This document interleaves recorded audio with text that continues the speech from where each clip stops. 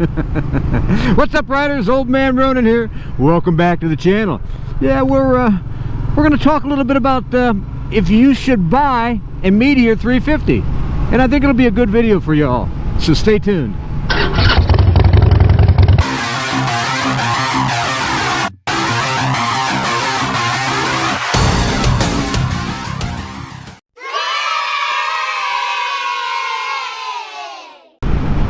You know, I get a lot of questions almost constantly. You know, if you guys are frequent watchers of the channel, you realize that I have several Harley Davidsons that I had purchased used over the years, and I really enjoy Harley. I've had one ever since I was 14 years old.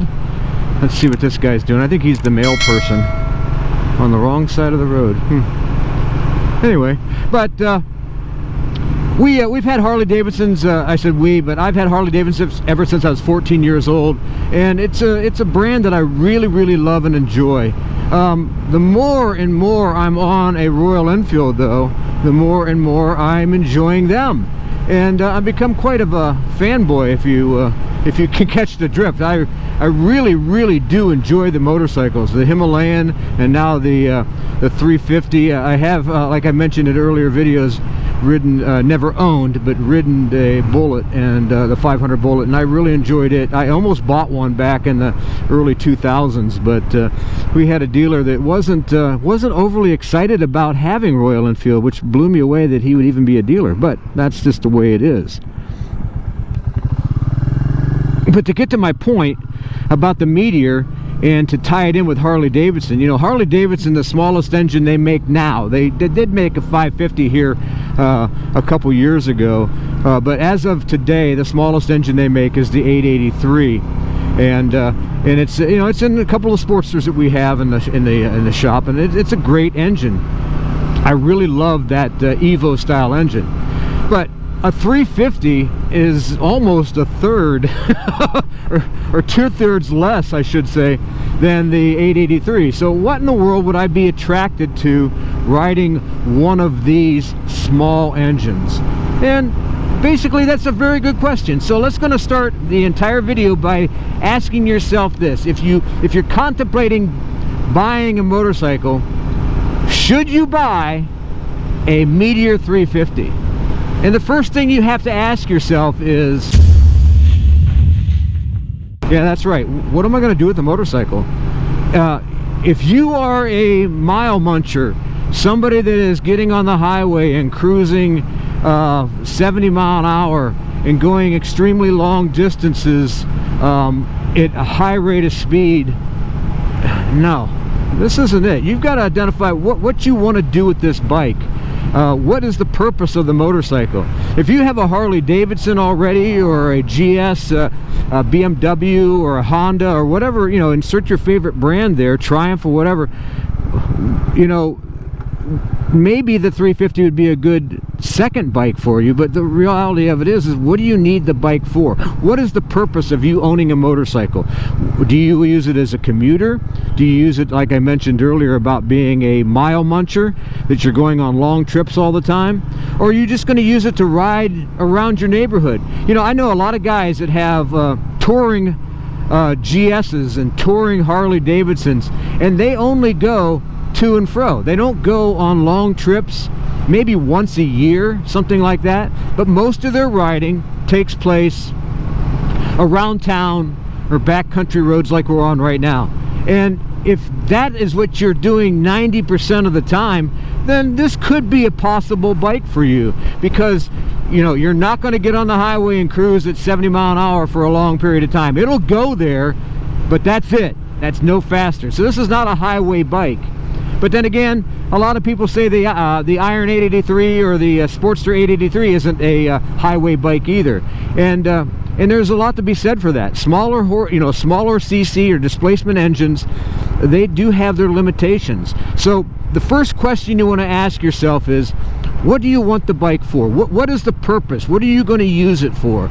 Because I think a lot of times people, particularly here in America, people get the idea that you have to have huge engines to be happy on a motorcycle, and I have to admit, I'm one of those guys. when I first started getting into the to thinking about the Royal Enfield model, I always said, man, I wish they just had a bigger engine. Why don't they have a 1200 at least? You know, why don't they have that?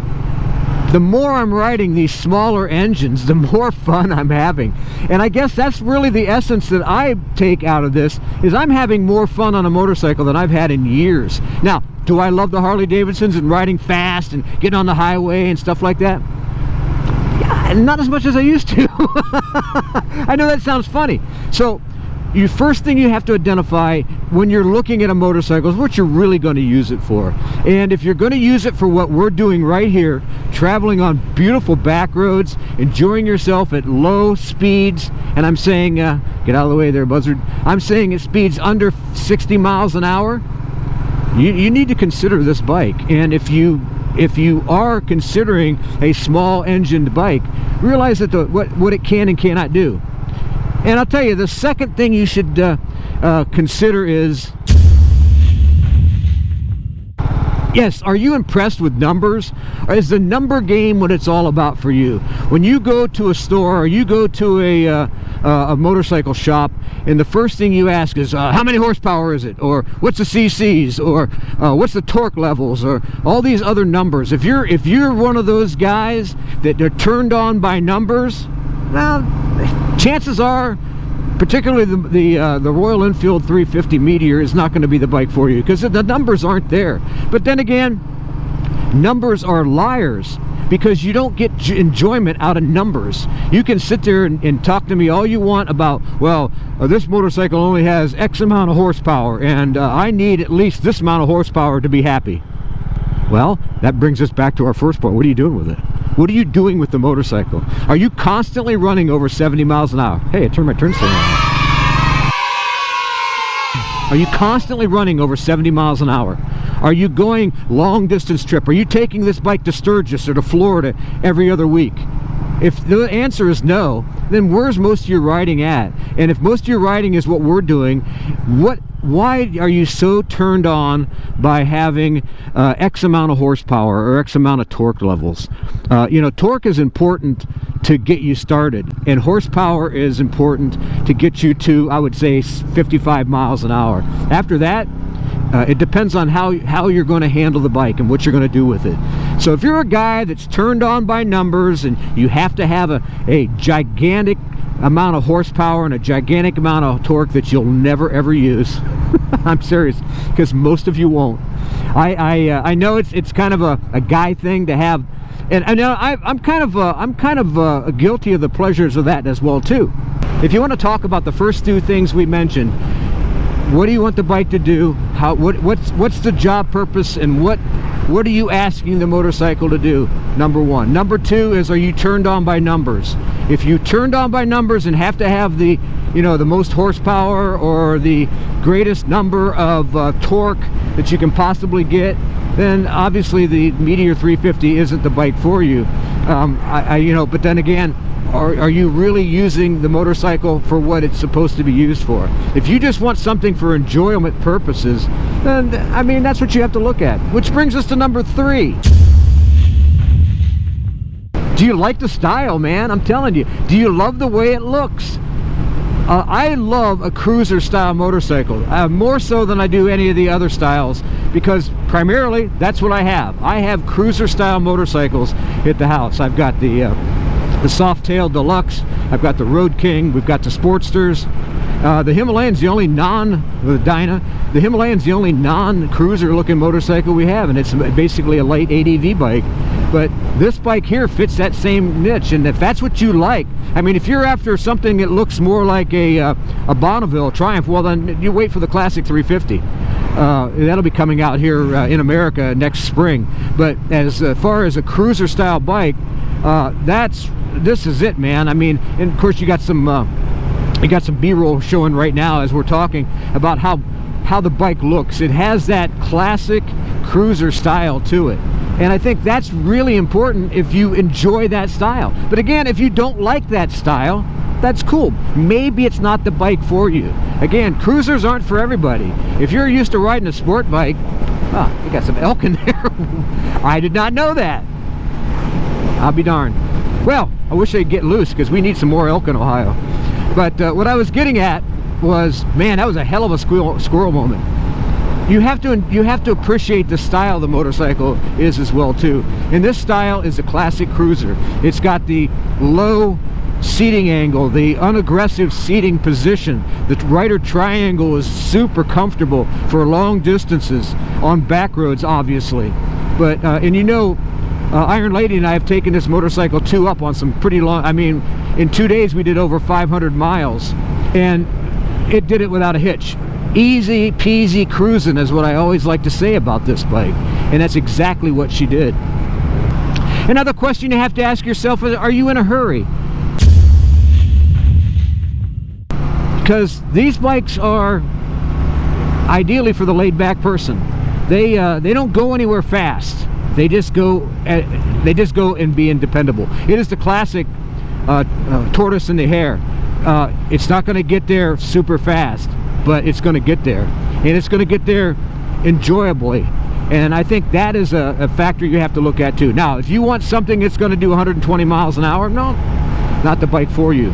But if you're somebody that wants to just take a nice easy Sunday or Monday or Saturday or weekend ride, again, I'm a Harley guy at heart, and I say that, but the reality of it is I'm turning into a Royal Enfield guy at heart. And of course other motorcycles that I've had in my past too that were small engine, but I didn't have near as fun on them as I do this. And I don't know if it's the fact that it's a company that I think is doing everything right, and they don't care as much about the masses as they do about turning out a quality product. And people can argue with me on that all day long, but the reality of it is I see nothing but quality on this particular machine. And it's a laid-back bike that does exactly what you ask it to do. Now, if you're into plastic and you're into things that are flashy, other than, I'll tell you, this paint job is spectacular. But what I'm getting at is, if you're somebody that wants to look, have like a Bumblebee sport bike look, no, this isn't it. If you want something that is clean and classic looking in the cruiser style, then yeah, this is it. And it's going to not get you there in a hurry, and you're going to have to downshift. There's no question about it. That's just the nature of a 350 or 349cc engine. But the enjoyment that you have, and to be honest with you, it's going to make you a better rider, because you're going to be able to control the bike a lot easier.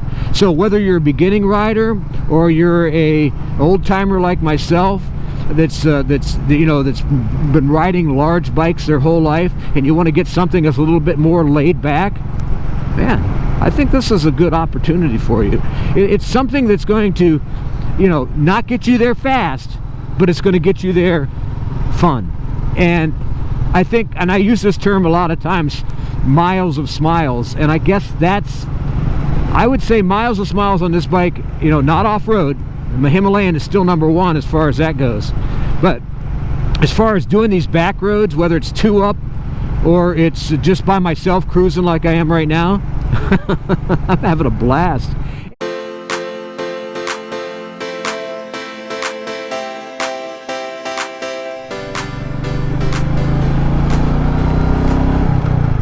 Well, the final thing I'll talk to you on about should you buy this bike is how important is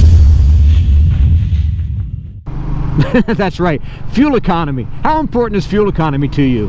Because I'm telling you, we're averaging really good gas mileage. I mean, if you guys remember one of the first 2-up videos we did, we said we were getting about 90 miles a gallon. Now, I'm not saying you're getting exactly 90 miles a gallon, but we went 90 miles on the trip meter and put 1 gallon of gas in it. But to be honest and be fair, we're getting about 83 to 85 miles a gallon of fuel on this thing on average, and that's what I've been checking lately, and I keep an average on that because I'm not going to do a scientific test of it, because number one, I don't want to waste my time. I'm not a numbers guy like we talked about earlier. I don't really care that much about it. But if you want something that's going to get over 65 to 70 miles a gallon, this bike is going to do it. And like I said, in particular with the fuel prices they are today, it gives you the ability to have a lot of fun on 2 wheels yet at a very inexpensive price, let alone the cost of the motorcycle. And what, brand new in this Supernova Brown edition, they're talking what, $4,500, $4,600 US. Of course, everything is based upon supply and demand, and you know, that's just manufactured suggested retail. But man, 3-year warranty, guys, and roadside assistance.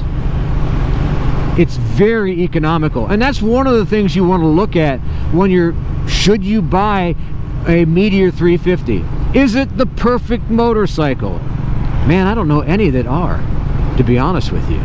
But what this bike does, and this is one of the things that, if you're asking if you should buy one, you got to ask yourself, what do you want to do with the bike?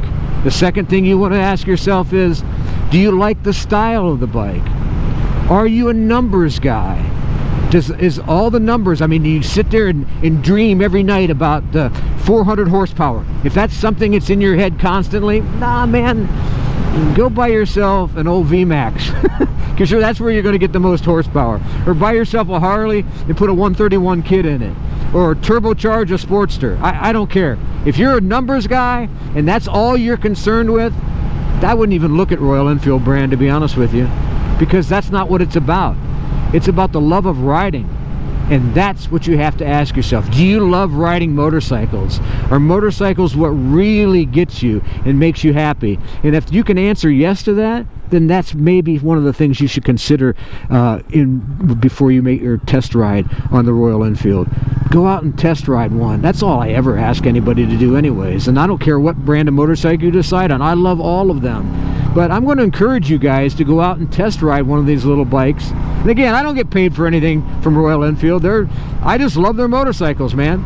So I want everybody to experience some of the love and joy that I have for these guys. And so if you have the opportunity to go to your local dealer, test ride a Meteor 350, test ride a Himalayan. If you're a brand new biker and you know, you've always dreamed about the Road King, yeah, look at the Road King after you've test rode one of these.